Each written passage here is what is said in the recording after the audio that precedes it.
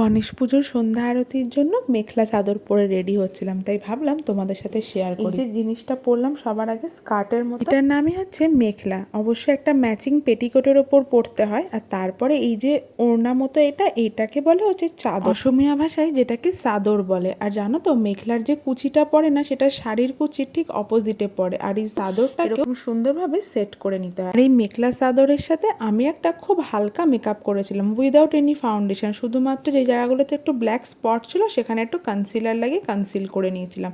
আর সাথে পরেছিলাম খুব হালকা একটা সোনার গয়না। অবশ্যই একটা ব্রাউন কালারের কাজল দিয়ে একটু ব্রাউন স্মোকি আই লুক করেছিলাম।